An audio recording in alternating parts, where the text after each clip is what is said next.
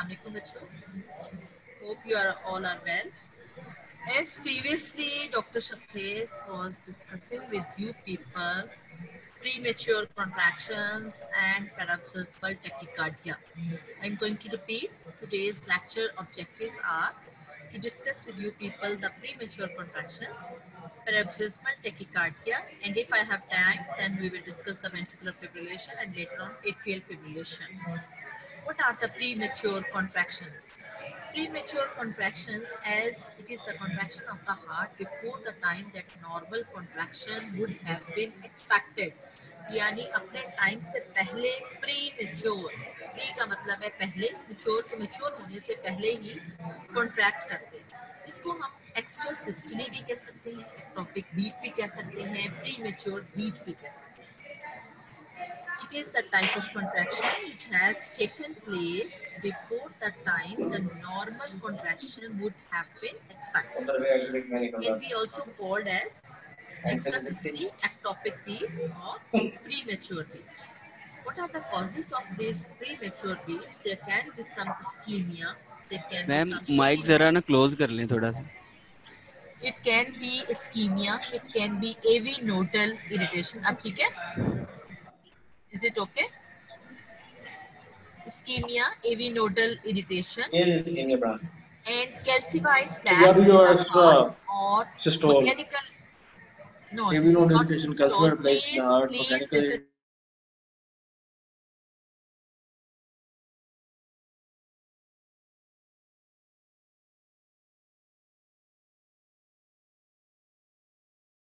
And it can be the causes can be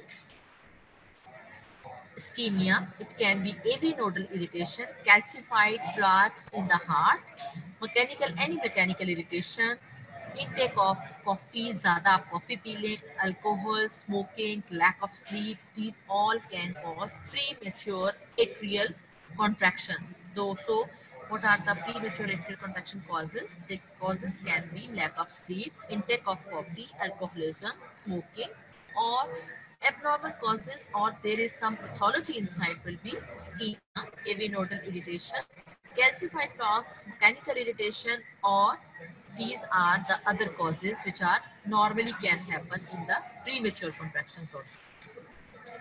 फिर अब आपके पास आ जाता है क्वेश्चन एनालिसिस, कितनी टाइप्स की आपकी कॉन्ट्रैक्शंस प्रीमेच्योर हो सकती है. दे कैन बी कि वो एट्रिया से राइज कर रही हैं, premature atrial contractions. The contractions can be premature AV nodal contractions. Contractions can be premature ventricular contractions which are also known as PVCs. This is very important to terminology जो कि medical के specialist बहुत ज़्यादा use करते हैं कि इस patient को पीवीसीज हैं. PVCs can be dangerous which is premature ventricular contractions because it can lead to ventricular fibrillation, a serious condition, and which can cause even the death of the patient.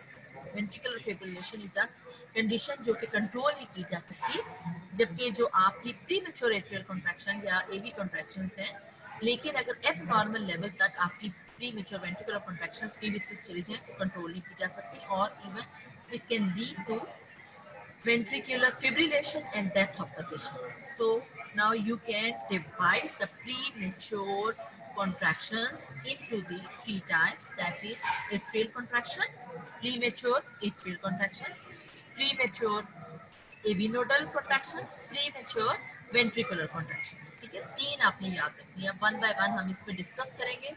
आपको कोई भी scenario दे सकते हैं, कोई ECG की finding दे के आपसे पूछ सकते हैं कि आप बताएं कि इस पेशेंट में क्या एक्सपेक्ट करते हैं. अगर आप डिस्कस करें वन बाय वन तो प्रीमेच्योर एट्रियल कॉन्ट्रैक्शन. अब इसमें आपने दो पॉइंट्स याद रखने हैं कि एट्रिया जो है उसकी डिपोलराइजेशन किस चीज से शोड होती है ईसीजी में, पी वेव से. अब अगर प्रीमेच्योर एट्रियल कॉन्ट्रैक्शन है तो इसमें ईसीजी में आप क्या एक्सपेक्ट कर सकते हैं? आप एक्सपेक्ट कर सकते हैं इसमें पी वेव्स जो हैं वो ज्यादा हो सकते हैं. अब इसमें होता क्या है जो है, this is the premature atrial contractions के वही कॉजेज हैं.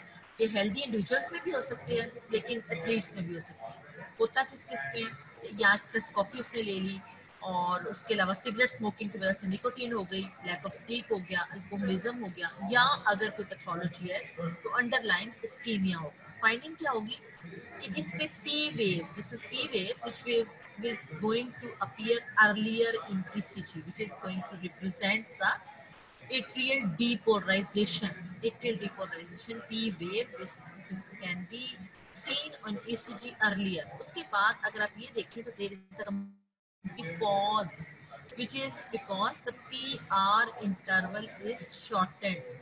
P और R का इंटरवल, P वेव और R वेव का जो इंटरवल है वो शॉर्टेंड हो गया और as focus is close to AV node and there is a compensatory pause following this premature beat. So what are the three findings? That is number one finding कि P wave जल्दी appear हो जाएगी इसमें ECG में ये देखें heart rate इसका जो PR इंटरवल है वो शॉर्टेंड हो गया, P वेव आपको जल्दी नजर आ गई है। इसके बाद ECG में इस ECG को आपने याद कर लेना है और इसकी फाइंडिंग्स को भी आपने लर्न कर लेना है कि क्या क्या फाइंडिंग्स हो सकती हैं। तो इसमें सबसे पहले P वेव जल्दी अपीयर होगी, P वेव्स अपीयर अर्लियर, जब अर्लियर अपीयर होगी तो P और वेंट्रिकुलर डीपोलराइजेशन का यानी कि QRST कॉम्प्लेक्स जो है उसका ड्यूरेशन शॉर्टेंड हो जाएगी, यानी कि एट्रियल डीपोलराइजेशन जल्दी हुई है, वेंट्रिकुलर डीपोलराइजेशन भी जो है वो जल्दी से हो जाएगी, तो PR interval is shortened. Third point क्या है? Compensatory pause. कंपेंसेटरी पॉज क्या मतलब? P वेव जल्दी अपीयर हुई थी तो उसके बाद थोड़ी देर डिले आएगा प्रीमेच्योर बीट के। सो 3 points you have, and what are the causes of this atrial premature contractions? Normal causes, normal में क्या हो सकता है कि एक्सेसिव कॉफी इंटेक ले लिया आपने, एक्सेसिव अल्कोहल हो गई, एक्सेसिव निकोटीन हो गया, और जो एबनॉर्मल कॉजेस हैं, एबनॉर्मल ये पैथोलॉजिकल कॉजेस में आपने याद रखना है इस्कीमिया ऑफ द हार्ट, तो कोई अंडरलाइंग पैथोलॉजी है जिसकी वजह से अगर ईसीजी आप पेशेंट की करते हैं, लेकिन अगर पैथोलॉजी होगी तो उसमें इस्कीमिया तभी हो सकता है जब पेशेंट कोई साइंस एंड सिम्टम्स भी जो है वो उसमें नजर आ रहे हैं, अदरवाइज उसमें नहीं होगा। एक और कंडीशन है व्हिच आई मिस दिस कि what is the condition of pulses deficit. Deficit का क्या मतलब है कि डेफिशिएंसी है, तो जब हार्ट जो है अपने प्लैंड स्क्वेजल से अहेड कॉन्ट्रैक्ट करे तो प्रॉपर वेंट्रिकुलर फिलिंग जो है वो नहीं होगी, इसलिए जो स्ट्रोक वॉल्यूम है वो डिमिनिश्ड हो जाएगा। So what is the stroke volume? Stroke volume is the amount of the blood pumped by the heart in each beat. This is very important that you learn the definitions. आपने definitions जो हैं इन सब की जरूर याद करना। अब ये भी एक SCQ आ जाता है, what is pulses deficit? तो जब हार्ट कॉन्ट्रैक्ट कर ले अहेड ऑफ द टाइम तो वेंट्रिकल जो है इसमें this can be due to premature beats, किसी भी प्रीमेच्योर बीट की वजह से, एवी नोडल या आपकी एट्रियल प्रीमेच्योर बीट की वजह से हार्ट जो है वो जल्दी कॉन्ट्रैक्ट कर देगा, यानी एट्रियल जल्दी कॉन्ट्रैक्ट कर दे तो वेंट्रिकल की अभी फिलिंग ही नहीं हुई थी तो वेंट्रिकल्स को भी कॉन्ट्रैक्ट करना पड़ेगा।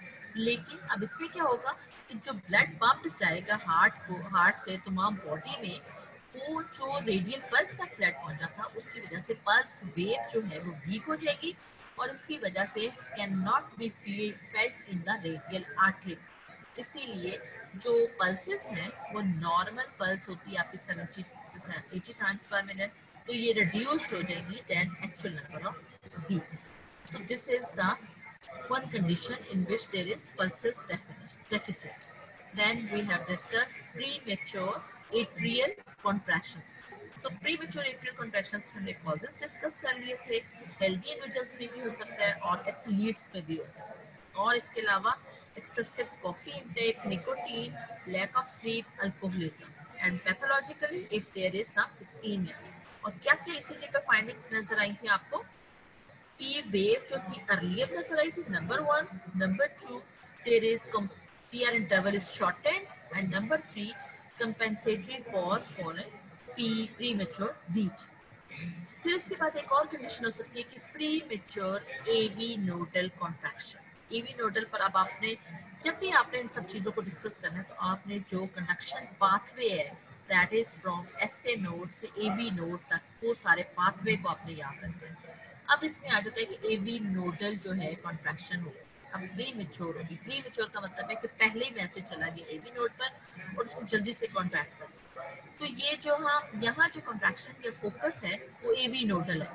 तो इसमें क्या हो जाएगा, अब एट्रिया में तो आपका सिग्नल आया नहीं, यानी एट्रियल डिपोलराइजेशन तो नजर नहीं आई, लेकिन डायरेक्ट आपका AV नोडल में आ गया, तो उसने प्रीमेच्योर बीट दे दी। इसका मतलब है क्या होगा कि वेंट्रिकुलर डीपोलराइजेशन जल्दी स्टार्ट होगा। तो इसमें ये होगा कि पी वेव तो मिसिंग हो जाएगी। सर वेरी इंपॉर्टेंट पॉइंट कि पी वेव जो है सुपर इम्पोज्ड हो जाएगी by the QRST complex and can not be discern. What do you mean by discern? cannot be distinguished between the P wave and QRST complex. If you see this diagram, तो ये एक आपकी P wave आई है, तो जो P wave आई है वो उसको ओवरकम कर लिया आपके QRST कॉम्प्लेक्स ने, जिसकी वजह से P wave और ये जो आपकी दूसरी जो आपकी P wave और QRST कॉम्प्लेक्स है, इसको आप डिसर्न नहीं कर सकते, डिस्टिंग्विश नहीं कर सकते दूसरे के साथ। अब कॉजेस क्या हैं? कॉजेस इसके वही होंगे जो कॉजेस थे आपके एट्रियल प्रीमेच्योर कॉन्ट्रैक्शंस के, यानी ये हेल्दी इंडिविजुअल्स में भी हो सकता है, एथलीट्स में भी हो सकता है। उसके अलावा एक्सेसिव इंटेक ऑफ जो कैफीन है उसकी वजह से हो सकता है, निकोटीन की वजह से हो सकता है, सिगरेट स्मोकिंग की वजह से हो सकता है। So these are the causes of premature AV nodal contractions.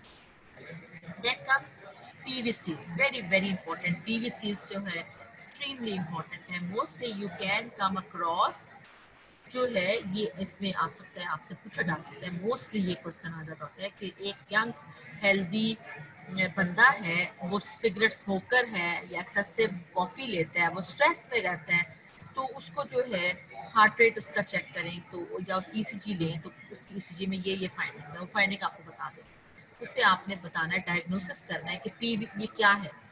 अगर तो उसकी फाइंडिंग्स जो हैं कंपेरेबल हो to that of your ventricular contractions, वो क्या फाइंडिंग्स हैं आई विल शो यू। अब इसमें कॉजेस क्या क्या हो सकते हैं प्रीमेच्योर वेंट्रिकुलर कॉन्ट्रैक्शंस में? Cigarettes, use of excessive cigarettes, वही सारे हैं। एक्सेसिव कॉफी है, लैक ऑफ स्लीप है, इमोशनल स्ट्रेस है। मोस्टली PVCs जो हैं वो बिनाइन होते हैं, और इसमें होता क्या है कि जो बहुत सी स्ट्रे इम्पल्स, स्ट्रे का मतलब होता है कि जो इम्पल्स है वो राइट सीधा सा पाथवे लेने की बजाय वो वेंट्रिकल में से होके भाग जाएंगे, और re entrant signals due to ischemia of the myocard. अगर ये पैथोलॉजिकल है, मोस्टली ये बेनाइन होती हैं, लेकिन अगर पैथोलॉजिकल है तो ये री एंट्रेंट जो है सिग्नल्स होंगे इसमें आपके ड्यू टू इस्कीमिया।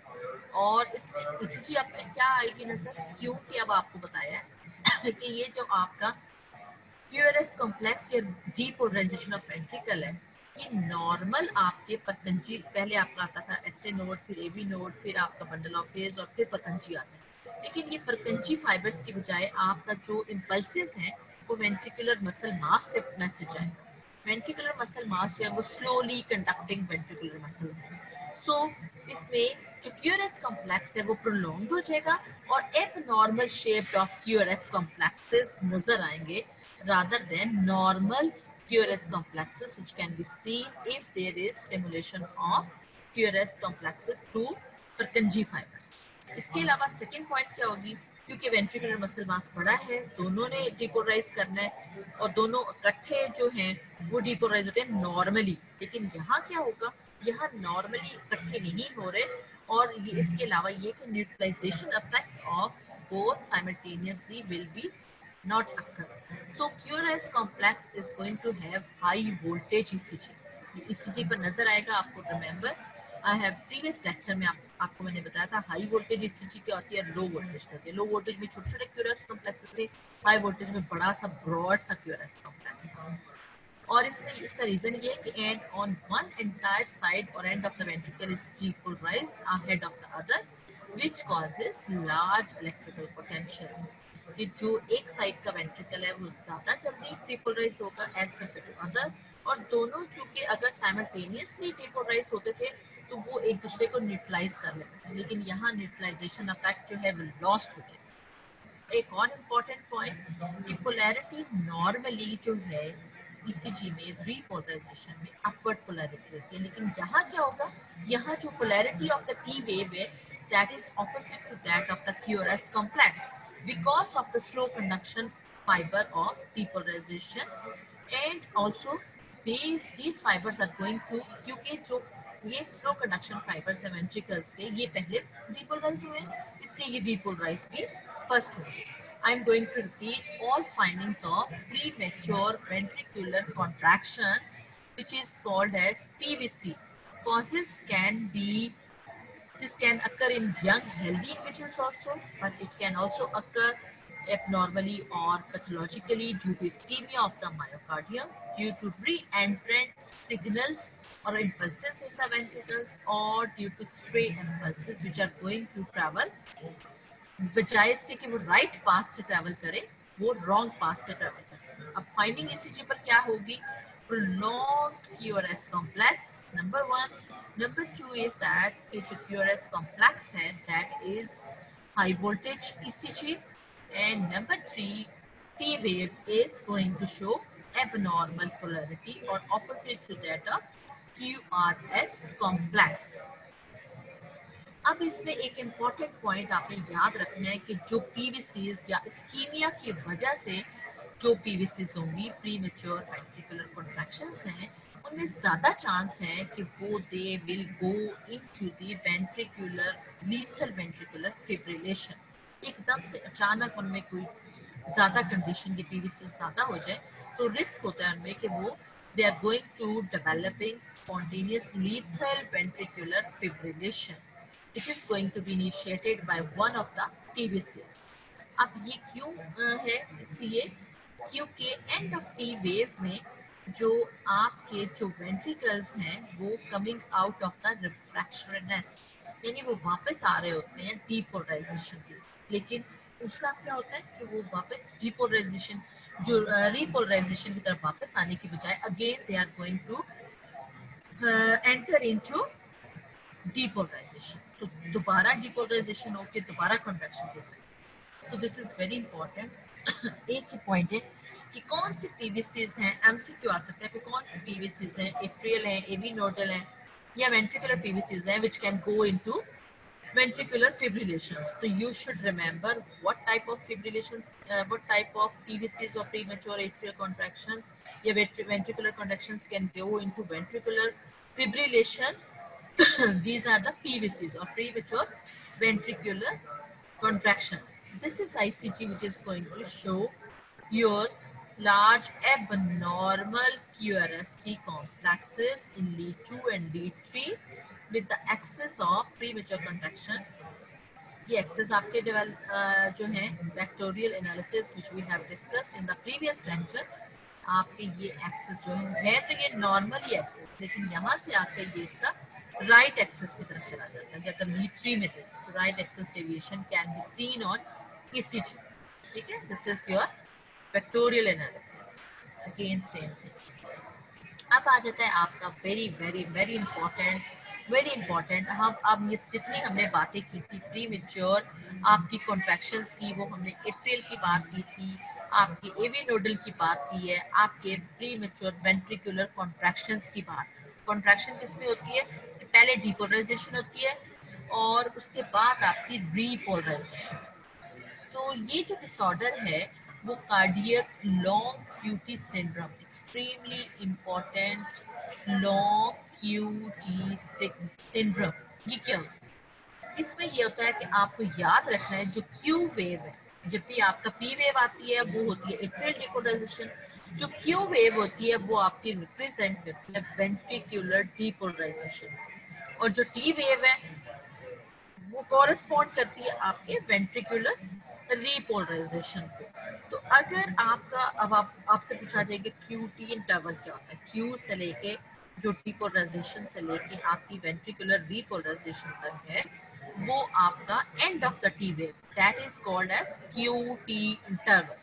अब ये जब एबनॉर्मेलिटी हो, कोई भी हो, प्रॉब्लम हो, तो क्यू टी सिंड्रोम डेवलप होता है। उसमें होगा क्या, वो डिसऑर्डर्स जो आपके डिले करें repolarization of the ventricular muscle after the action potential is going to cause prolonged ventricular action potentials, and therefore what is going to happen, there is excessively long QT interval on the ECG which is called as QT syndrome, long QT syndrome।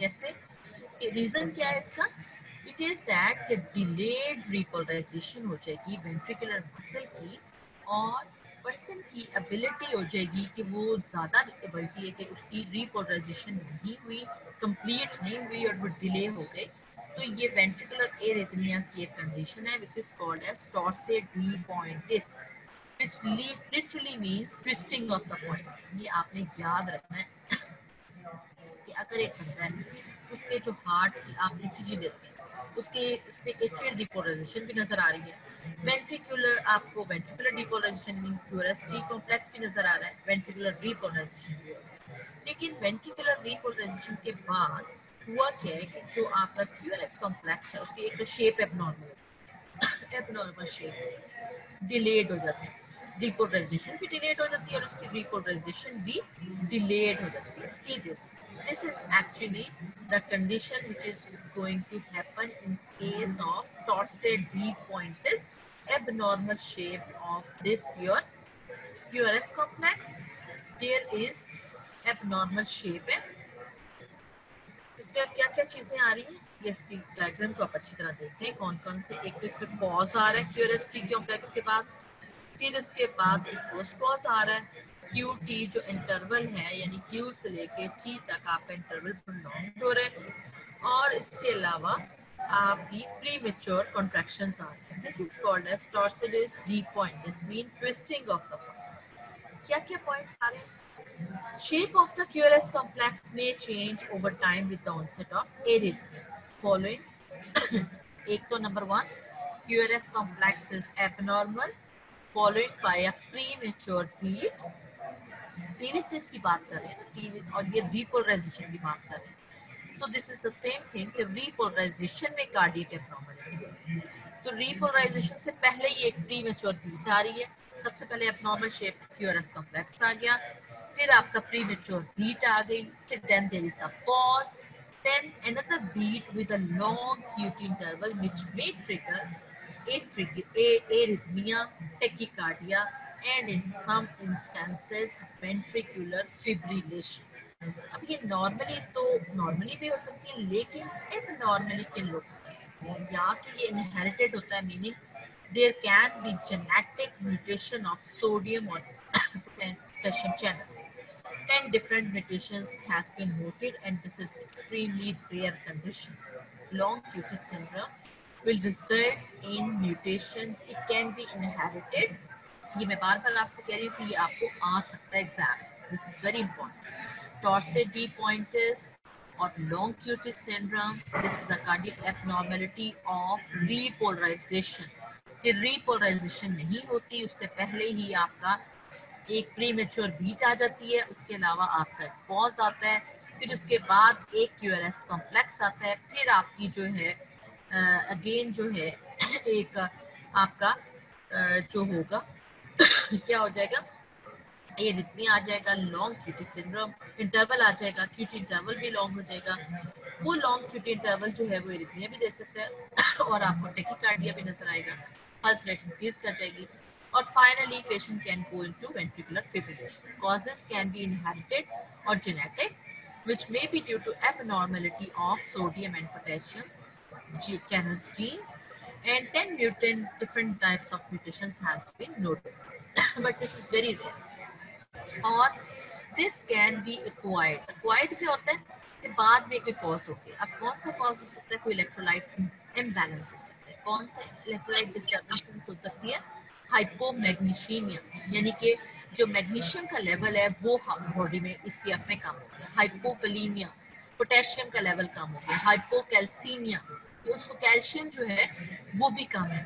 और अब कौन सी drugs हैं जो anti-rhythmic drugs हैं which can cause this? Quinidine is a drug which can cause this long QT syndrome. और इसके अलावा कुछ एंटीबायोटिक्स हैं लाइक फ्लोरोक्विनोलोन्स और रिथ्रोमाइसिन that can prolong the QT interval. So this is important. Quinidine is anti-arrhythmic drug. This can be given to the patients for normally to control the arrhythmia. Arrhythmia का क्या मतलब है कि rhythm होता है कि one after the other heart rate जो है, ऑटोमेटिसिटी उसकी one after the other, ये रिदम जो है बरकरार रहता है या कायम रहता है या मेंटेन रहता है पेशेंट्स में. लेकिन अगर कोई एब्नॉर्मलिटी हो जाए या कोई म्यूटेशन है या कोई इलेक्ट्रोलाइट इम्बैलेंस है तो आप पल्स चेक करेंगे तो उसकी पल्स जो है वो रिदम के अकॉर्डिंगली नहीं होगी, बल्कि उसका रिदम जो है वो डिस्टर्ब्ड होगा. इन पेशेंट्स को भी आप एंटी एरिथमिक ड्रग्स देते हो. ये drugs itself sometime long QT interval या लॉन्ग क्यूटी सिंड्रोम कर सकते हैं. So what are the drugs? ये नाम याद रखने हैं. Fluoroquinolones, these are antibiotics, and erythromycin. erythromycin का तो आपने बहुत नाम सुना होगा. Fluoroquinolones group of क्विनोलॉन्स, third year में आप पढ़ेंगे. erythromycin गला खराब करने के लिए अक्सर पेशेंट्स को दी जाती है. क्विनेडिन क्या है? Anti arrhythmic drug. इसके अलावा कौन सी इलेक्ट्रोलाइट डिस्टर्बेंसेस हैं जो कि आपकी long QT syndrome can cause, which are hypocalcemia, hypokalemia, hypomagnesemia. Then आप साइंस एंड सिम्टम्स क्या होंगे? इसके हिसाब समटाइम्स तो जो आपके साइंस एंड सिम्टम्स हैं वो जस्ट आप ईसीजी देखेंगे तभी नजर आएंगे लॉन्ग क्यूटी सिंड्रोम, और कोई मेजर आपके साइंस एंड सिम्टम्स जो हैं वो नजर नहीं आ सकते. लेकिन अगर वही बंदा जिसमें कोई आपके साइंस एंड सिम्टम्स नहीं नजर आ रहे, वो अचानक से उसने एक्सरसाइज करनी शुरू कर दी है, तो वो गिर भी सकता है, फेंटिंग शो हो सकती है, या फिर अगर इंटेंस उसको इमोशंस का फेस करना पड़े, वो पेशेंट इनहेरिटेडली उसमें प्रॉब्लम है या उसमें ऑलरेडी कोई कैल्शियम की कमी चल रही है, मैग्नीशियम लेवल कम है, पोटेशियम लेवल कम है, या उसको कोई और प्रॉब्लम है, तो फ्राइट और एंगर और बीइंग कोई नॉइज ही प्रोड्यूस हो गई है, तो ये जो है आपका intense emotions, that is fright मतलब बहुत ज़्यादा सा गुस्से में, या डर और एंगर, गुस्से में आना, या फिर कोई बहुत ज़्यादा शोर है, उसकी ये जो लॉन्ग क्यूटी सिंड्रोम है ये प्रेसिपिटेट हो जाएगी और समटाइम्स इतनी ज़्यादा डिटोरिएट हो जाएगी कि वेंट्रिकुलर ये जो आपका लॉन्ग क्यूटी सिंड्रोम है ये वेंट्रिकुलर फिब्रिलेशन में भी हो सकती है, फॉल कर सकती है, और इसके अलावा सडन डेथ भी हो सकती है patient.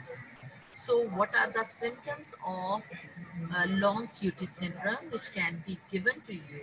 A patient came to the doctor with the history of sudden increased heart rate or arrhythmia that has been precipitated by exercise, by certain fright, by certain anger, or by certain noise. What will be the ECG finding? So you have to have tell about all these ECG finding, that is the shape of abnormal shape of QRS complex followed by a premature beat, a pause, and then long QT interval which can follow into a tachycardia, arrhythmia, and finally ventricular fibrillation which can lead to even death of the patient has been reported. So what will be the treatment of this long QT syndrome? You can be asked in SCQ, magnesium sulfate for acute long QT syndrome and anti-arrhythmic medications such as beta adrenergic blockade drugs. Beta adrenergic का मतलब है कि beta receptors हैं आपके heart में, उनको block करने के लिए जो आपको ड्रग्स दे रहे हैं, these are your drugs which are going to cover this acute long QT syndrome और magnesium sulfate. अगर कोई डेफिशिएंसी है इलेक्ट्रोलाइट की, पोटेशियम की है, तो पोटेशियम दे सकते हैं, कैल्शियम की तो कैल्शियम दे सकते हैं, मैग्नीशियम की तो मैग्नीशियम दे सकते हैं, दैट इज मैग्नीशियम सल्फेट. या फिर आप ये है कि अगर उसकी ये इन सब चीज़ों से नहीं हल हो रहा तो आप उसकी सर्जिकल इंटरवेंशन कर सकते हैं with the help of surgical implantation of cardiac defibrillator for the long term long L जो आपकी QT syndrome, long QT syndrome, torsades de pointes और ट्विस्टिंग ऑफ द फाइबर्स की ट्रीटमेंट के लिए आप इसको एंटी एरिथमिक ड्रग्स या cardioversion या cardiac defibrillator can be given to the patient. So this is your very important. Again see this ECG. इसकी एक बार फिर देख लो कि प्रीमेच्योर डिपोलराइजेशन हो रही है, तो एबनॉर्मल शेप, ऐसा तो नहीं ना होता क्यूरस कॉम्प्लेक्स, आपका एबनॉर्मल शेप ऑफ आपका आ गया ये, फॉलोड बाय आप प्रीमेच्योर आपकी बीट आ गई, प्रीमेच्योर बीट आ गई, आपका पॉज आ गया, फिर आपका प्रोलॉन्ग जो है क्यूटी इंटरवल आ गया. ठीक है, उसके बाद आपकी अगेन हार्ट रेट इंक्रीज हो गया. हार्ट रेट आप कैलकुलेट करते हैं, इफ यू सी तो ये आपके जो बॉक्सेस बने हुए हैं, एक बॉक्स से लेके दूसरे क्यूआरएसटी कॉम्प्लेक्स से, क्यूआरएस कॉम्प्लेक्स से आप हार्ट रेट मेजर करते हैं. ये देखिए हार्ट रेट इंक्रीज हो गया, ये बहुत ज़्यादा बीट्स हो गई. और ये जो है this is the ventricular fibrillation, can lead to ventricular fibrillation. These are the findings of your prolonged या long QT syndrome. QT interval is prolonged. इसके लिए आपको नॉर्मल वैल्यूज लर्न करना है, ठीक है। ये कॉजेज हैं, जेनेटिक हो सकते हैं, एक्वायर्ड हो सकते हैं। इसको मैं इसलिए इतना ज़्यादा स्ट्रेस दे रही हूँ क्योंकि this is important syndrome, that is long QT syndrome. These are the signs and symptoms of long QT syndrome. Then this is the treatment.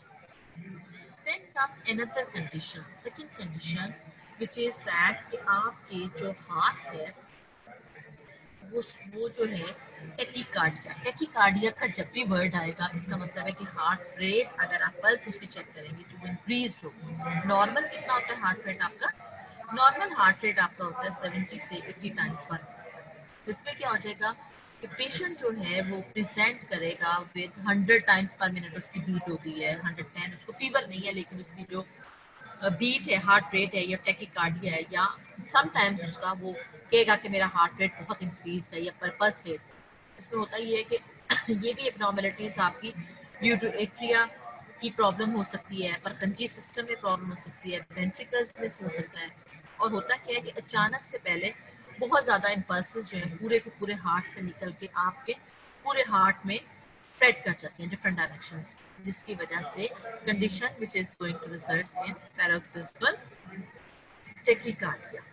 And इसमें होता क्या है, रीजन होता है, एक्सप्लेन ऐसे कर सकते हैं कि frequently pass by re-entrant circus movements, feedback pathways that set up local repeated self re-excitation. It's mean कि अपने आप खुद ब खुद जो है वो अगेन जो फीडबैक पाथवे है वो मोर से मोर जो है circus type of movements increase कर सकती हैं because of the rapid rhythm in the irritable focus. यहाँ तो कोई फोकस हो सकेगा, और ये जो फोकस है ये बजाय इसके कि ऐसे नोडल जो है वो आपका वो शो करे कि वो पेस मेकर है, वो जो ऐसे नोड है वो पेस मेकर नहीं रहता, बल्कि ये जो इरिटेबल फोकस है ये जो है यहाँ से आपका इम्पल्सिस ट्रैवल करना शुरू करेगा। This is a condition which can be in the atria. This condition can be in the Purkinje fibers. This जो abnormal focus है this can be in the ventricular muscle, or irritable focus can be anywhere, which is going to elicit the re-entrant circus movements, feedback pathways that set up local repeated self-re-excitation.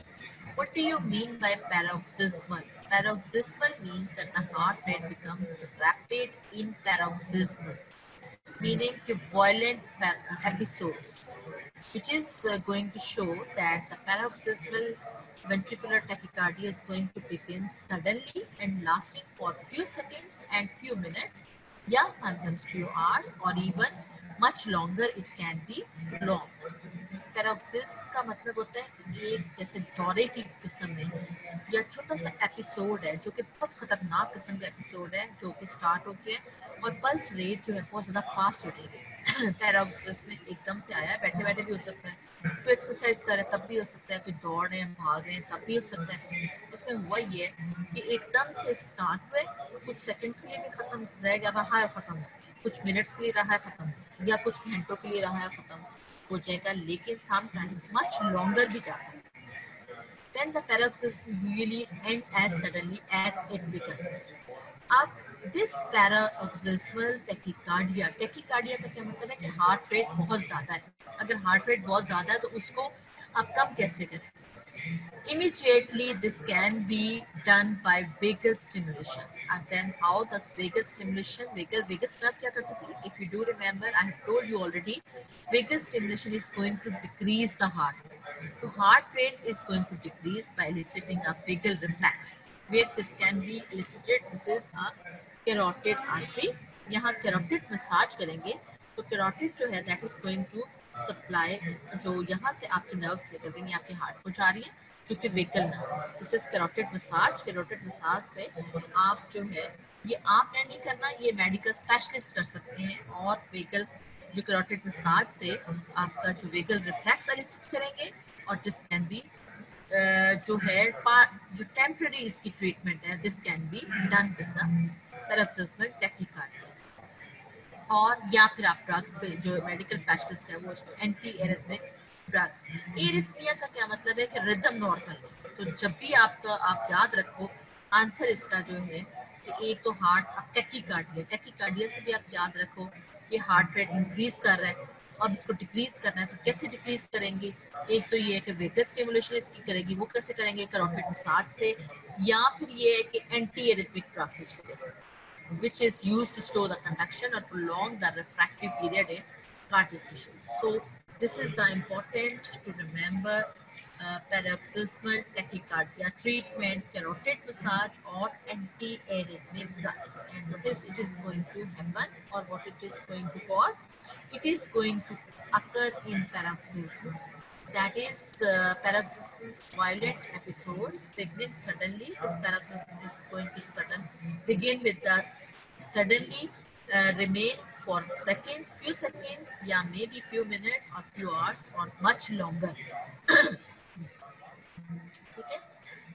अब इसमें भी वही बात जो मैं आपको शुरू में बता चुकी हूँ कि कितनी टाइप्स के पैरोक्सिस्मल टैकीकार्डियाज हो सकते हैं। वही एट्रियल टैकीकार्डिया, ये याद रखना है कि जिस तरह आपने प्रीमेच्योर एट्रियल कॉन्ट्रैक्शंस थी, प्रीमेच्योर एवी नोडल कॉन्ट्रैक्शंस थी, प्रीमेच्योर आपकी जो थी वो वेंट्रिकुलर कॉन्ट्रैक्शंस थी, सिमिलरली आपकी एट्रियल पैरोक्सिस्मल टैकीकार्डिया हो सकते हैं, एवी नोडल पैरोक्सिस्मल टैकीकार्डिया हो सकते हैं और वेंट्रिकुलर पैरोक्सिस्मल टैकीकार्डिया हो सकते हैं।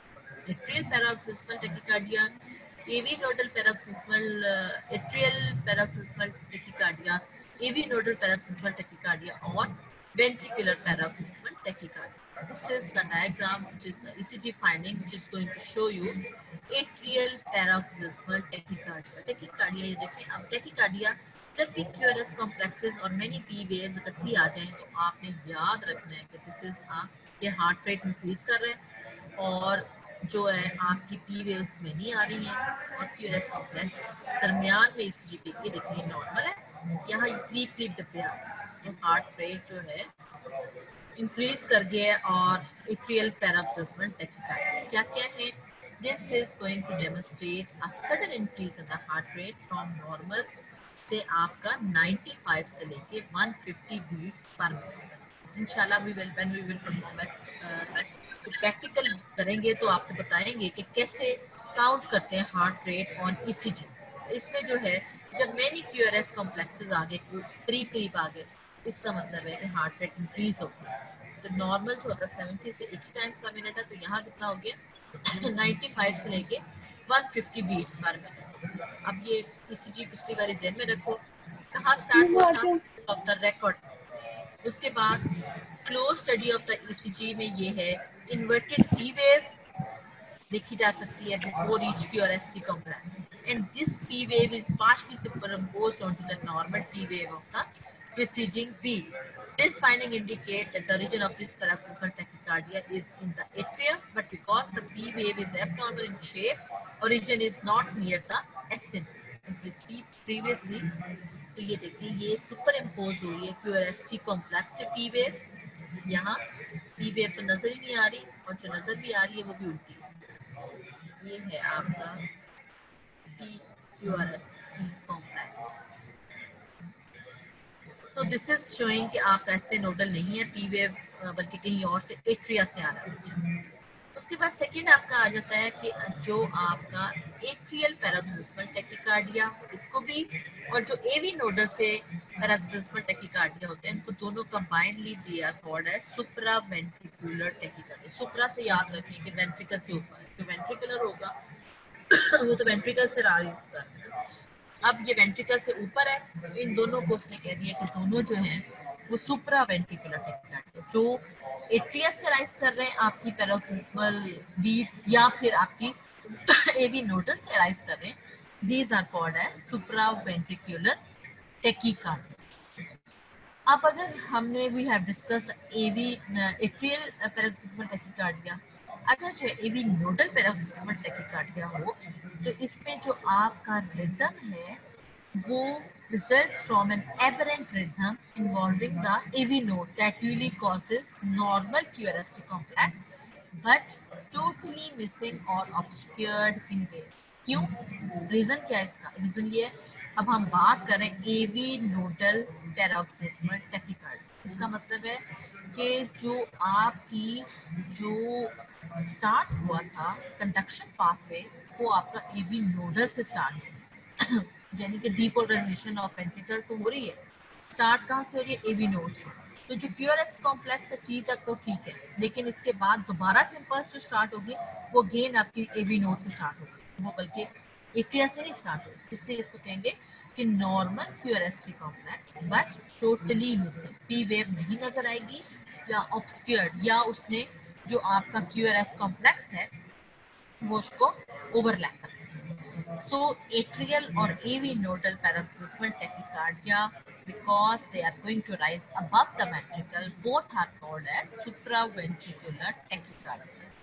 This is very important. ये normally healthy people में होते हैं and ये बड़े होके young people में, young बच्चों में they are going to show you the supraventricular tachycardia. अगर किसी के पल्स रेट ज़्यादा भी हो तो इसको कहते हैं कि ये जो है टेकिकार्डियास जो है ये नॉर्मल है। लेकिन ये इसके अलावा ये जब बंदे में किसी में होता है तो फिर भी ये जो है परमानेंट हार्म नहीं कॉज करता, लेकिन सिर्फ एप्रीहेंशन शो करती है। जो यंग पीपल होते हैं उनमें अगर हार्ट रेट ज़्यादा हो जाए समटाइम्स वो फीलिंग भी हो जाती है, तो वो जस्ट इतना ही है कि वो उनको थोड़ा सा वीकनेस फील होगी।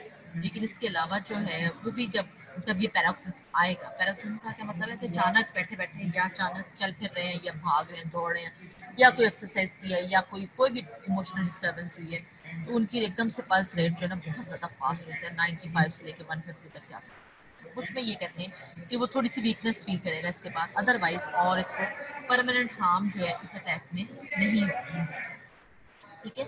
सो एक और कंडीशन है, then the last condition which we are going to discuss today is ventricular paroxysmal tachycardia. अब इसमें जो प्रीमेच्योर जो बीट्स हैं और इसके अलावा one after the other without any normal beats interburst, intersperse mean का मतलब ये है कि जो नॉर्मल बीट्स हैं वो नहीं, बल्कि एक के बाद दूसरी, दूसरी के बाद तीसरी, तीसरी के बाद चौथी, ये जो हैं ये बीट्स जो हैं आनी शुरू हो जाए और बहुत ज़्यादा हार्ट रेट हो जाए, तो इसको कहते हैं कि ventricular paroxysmal tachycardia is the reason. This is abnormal condition. अगर ये किसी में हो जाए तो this is an abnormal condition, this is serious condition. Mainly ये दो रीजंस की वजह से हो सकती है, या तो कोई इस्कीमिया है या उसके वेंट्रिकल्स के अंदर कोई इस्कीमिया चल रहा है, कोई मायोकार्डियल इंफार्क्शन हो रही है लेफ्ट साइड की, राइट साइड की, या फिर ये है कि जिस वेंट्रिकुलर जो पैरोक्सिस्मल टैकीकार्डिया है ये लीड करेगा वेंट्रिकुलर फिब्रिलेशन। इसलिए दिस इज एक्सट्रीमली इम्पोर्टेंट कि you should be aware of the difference between the atrial paroxysmal tachycardia, तो AV nodal paroxysmal tachycardia and ventricular paroxysmal tachycardia, because this is going to lead to some serious condition, that is ventricular fibrillation, which is a lethal condition. Or this can be due to intoxication from the heart treatment. Sometimes जो doctor है वो वैसे तो treat कर रहा है, heart को strong करने के लिए ड्रग देते हैं डिजिटैलिस, जो कि डिजिटैलिस जो है वो बजाय इसके कि हार्ट को स्ट्रॉन्ग करे वो हार्ट को डैमेज भी कर सकती है, वो इसको कोई सीरियस जो है फोकाई दे सकती है, which is going to lead to ventricular tachycardia, that is digitalis drug. So three causes: ischemia or ventricular paroxysmal tachycardia, which is going to be lethal and going to result in ventricular fibrillation or intoxication from the heart treatment, that is digitalis. अब इसकी treatment आप क्या करेंगे? Treatment आप इसकी कर सकते हैं anti arrhythmic drugs. Very important, anti arrhythmic drugs. हमेशा जब भी कोई रिथम एबनॉर्मल होगा तो आपने उसको ड्रग देनी है एंटी एरिथमिक ड्रग, या उसकी सर्जिकल इंटरवेंशन हो सकती है। Surgical intervention involves as cardioversion with an electric shock to the heart is needed for restoration of the normal heart rhythm. इसीलिए अगर आप याद करें, देखें या सोचें कि एक बंदा है उसमें बहुत सीवियर उसका हार्ट रेट इंक्रीज हो गया, उसको एकदम से बहुत ज़्यादा सीवियर उसको प्रॉब्लम हो गई है, समटाइम्स बहुत तेज़ी से हार्ट नज़र आ रहा हो, तो आप मूवीज वगैरह में भी देखते होंगे तो उसको शॉक लगाए जा रहे होते हैं, that is cardioversion. So anti rhythmic drugs में कौन सी दो ड्रग्स आप दे सकते हैं? एमायोड्रॉन या फिर आप लाइडोकेन। लाइडोकेन जो है वो ट्रीट करने के लिए देते हैं, ये याद रखें क्योंकि ये भी आपको, वैसे तो आप थर्ड ईयर में इसकी डिटेल्स पढ़ेंगे, लेकिन उससे पहले right now for the MCQ point of view या फिर आपसे ये है कि एग्जाम्स में आपसे कुछ पूछ सकते हैं कि एंटी रिथमिक ड्रग्स कौन कौन सी यूज कर सकते हैं, एमाइड्रॉन या फिर लाइडोकेन। लाइडोकेन जो है वो क्या करती है, सोडियम परमिबिलिटी को डिप्रेस कर सकती है ताकि उसकी डीपोलराइजेशन ही हो सके, often blocking the rhythmical discharge of the focal point that is going to cause the paroxysmal attack. And what is amiodarone is going to act? Amiodarone has multiple actions such as prolongation of the action potential and refractory period in cardiac muscle, thus slowing down the AV conduction. So you can come across the MCQ आपको हो सकते हैं या आपको ये है SCQ दे सकते हैं, पूछ सकते हैं आपसे कि इनके क्या क्या causes हो सकते हैं, ठीक है? So what are the causes of these amidrone? And your second is your lidocaine. Lidocaine is going to depress the sodium permeability of the cardiac muscles membrane during tension of the action potential, thereby blocking the rhythmical discharge of the focal point. And amidrone, which is going to have prolongation of the action potential, and also there is refractory period is cardiac muscle and slowing AV conduction. बेटा ये सारा कुछ याद आपने खुद करना है, please मैं आपको पढ़ा रही हूँ लेकिन याद आपने खुद ही करना है। दिस इज योर रीड 3 में ईसीजी फाइंडिंग है, ventricular paroxysmal tachycardia can be seen in the ECG. The next important point which we are going to discuss is ventricular fibrillation. Before that, I'm going to repeat your premature contractions. We have discussed so far premature contraction, premature atrial contraction, premature AV nodal contraction, premature your जो है ventricular contraction, PVCs, then their treatments, their history finding. We have discussed so far your this paroxysmal tachycardias, paroxysmal atrial tachycardia, and paroxysmal AV nodal tachycardia. Both are called as supraventricular tachycardia. Tachycardia का क्या मतलब होता है? Increase in heart rate.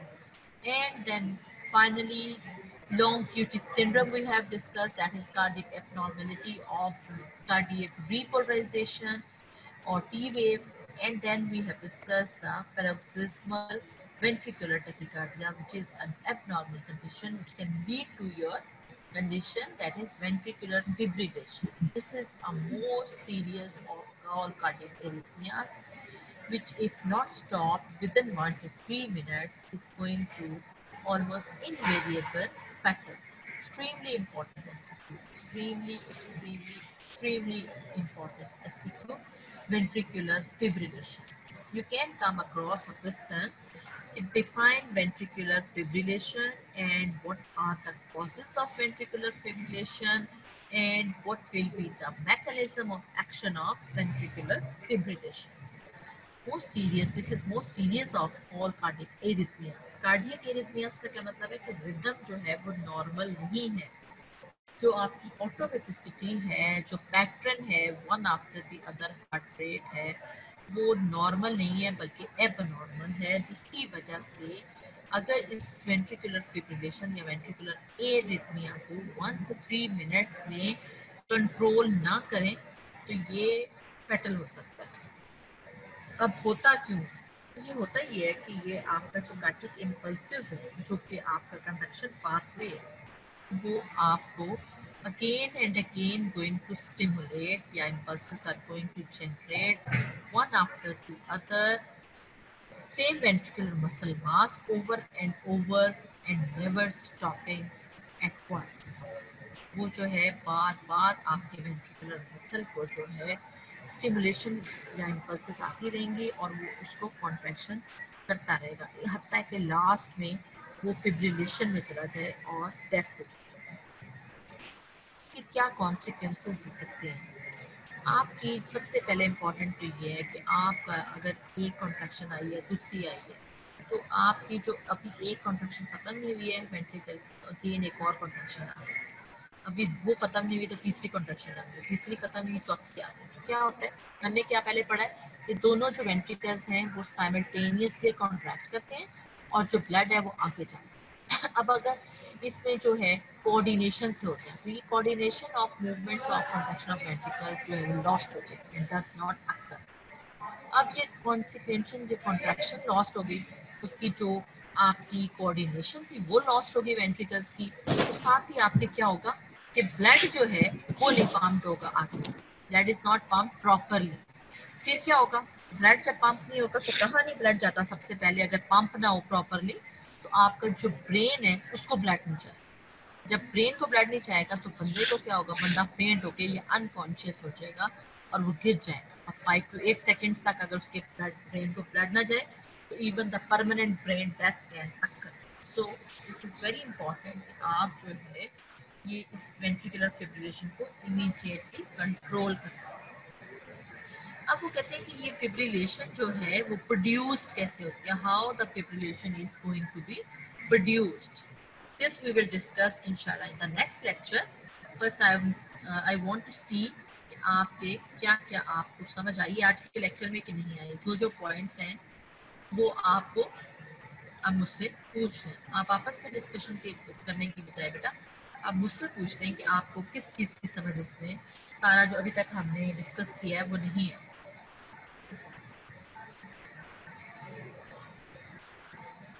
ज़्यादा फिक्र आप लोगों को ये हो रही है, अच्छा जी वॉइस क्लियर नहीं है बेटे, अब वॉइस तो मैं अपनी तरफ से पूरी कोशिश करती हूँ कि आपको जो है क्लियर वॉइस सुनाई दूँ। बाकी अब आपको इतना बता देती हूँ कि आपकी जो ये सारे का सारा है आपने गाइडेंस से पढ़ना है जितना भी, और आपके पॉइंट्स ये होने चाहिए कि आपने स्लाइड्स को, अगर आप स्लाइड्स देख रहे हैं तो स्लाइड्स भी सारी गाइडेंस से बनी है, कोई स्लाइड आपकी इधर से नहीं, if you see over here. और उसके बाद इम्पॉर्टेंट पॉइंट ये है कि आपने ये सारी चीज़ें लर्न करनी है कि क्या क्या आपसे पूछा जा सकता है। ठीक है, अब आपको जो जो चीज़ें हमने डिस्कस कर ली हैं, जैसे कि आपका कहाँ से हमने स्टार्ट किया था, हमने स्टार्ट किया था आपका एट्रियल प्रीमेच्योर एट्रियल कॉन्ट्रैक्शन से, ठीक है, और उसमें आपने ईसीजी फाइंडिंग्स जरूर लर्न करनी है। प्रीमेच्योर एट्रियल कॉन्ट्रैक्शंस के कॉजेज आपको बताना चाहिए, नंबर 1। फिर उसके बाद आपको पता होना चाहिए कि इसमें ईसीजी फाइंडिंग क्या है, ठीक है।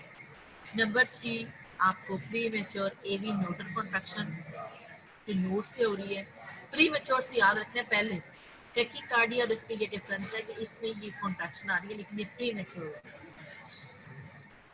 पीवीसीज आपने कॉजेस लर्न रखने हैं, या आपने इसका cause, this is the cause, extreme impulses जो है वो नॉर्मल पाथवे की बजाय एबनॉर्मल पाथवे से या एबनॉर्मल फोकस से जाएंगे।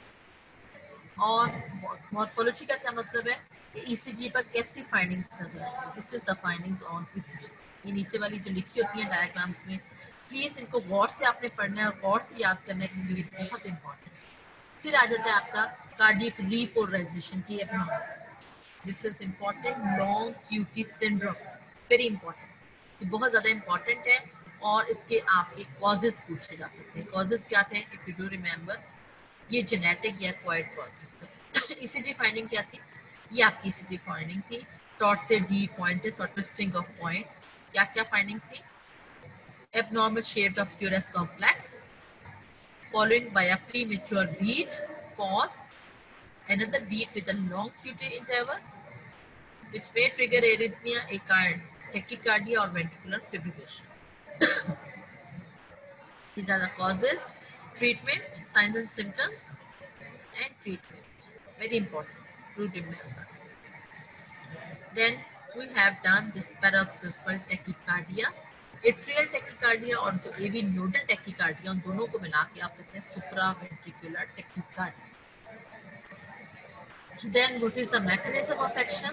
Circus movements which are going to respond or local repeated self excitation, self re excitation, खुद ब खुद जो है एक के बाद दूसरा जो है उसकी एक्साइटमेंट हो रही है, ठीक है।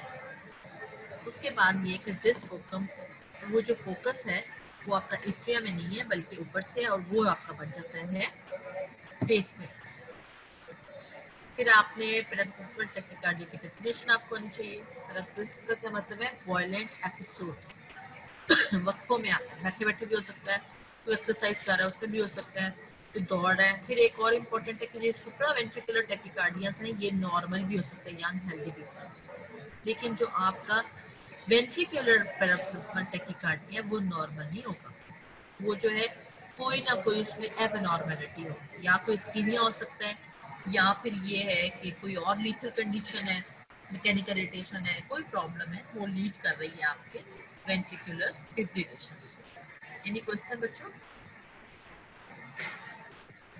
Any question from this?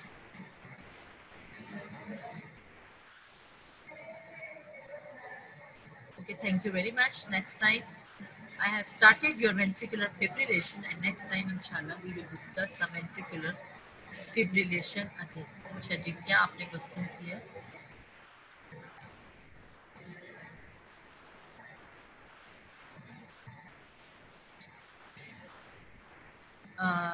Test जो है बेटे नेक्स्ट वीक में सुन रहे हैं कि आपका टेस्ट हो जाएगा, इसके प्लीज हार्ट को पढ़ना शुरू कर दो,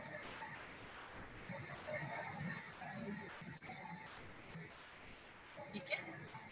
और मेरा ख्याल है अब आपका टेस्ट जो होगा वो पूरे के पूरे चैप्टर्स का होगा। इसके एमसीक्यूज तैयार करना, एससीक्यूज तैयार करना, वेक्टर्स के वेक्टर वाले चैप्टर से आपको एमसीक्यूज पूछ लेना, और अगर आपको कुछ पूछना है तो आप इसमें लिख के मुझसे भी पूछ लें। फिजियो का टेस्ट आपका हार्ट ही होना है मोस्ट प्रॉब्लली। नेक्स्ट वीक से आपका फिर सर्कुलेशन भी स्टार्ट हो जाएगा। अब आपका सिर्फ वेंट्रिकुलर इस चैप्टर में से जो लास्ट कार्डियक एरिथमियास का चैप्टर है, इसमें आपका सिर्फ जो है वेंट्रिकुलर फिब्रिलेशन थोड़ा सा रह गया, और आपका जो है मैकेनिज्म ऑफ एक्शन जो कि बहुत इंपॉर्टेंट है, और एट्रियल फिब्रिलेशन, ये दो ही आपके रह गए। और इंशाल्लाह ये कल परसों सैटरडे को मैं आपको कंप्लीट करवा दूंगी। तो उसके बाद मेरा कल नेक्स्ट वीक में आपका बेटे अगर एनेटमी का आज हो गया तो आपका जो है नेक्स्ट वीक में अब आपका फिजियो का टेस्ट हो जाएगा, ठीक है। Thank you very much. Any question so far? और सारा गाइडेंस आपने पढ़ना है हार्ट को, हार्ट इज़ वेरी इंपॉर्टेंट, और इस गौर से पढ़ना है, किसी चीज़ में कंफ्यूज नहीं होना, इस चीज़ को अच्छी तरह पढ़ना है।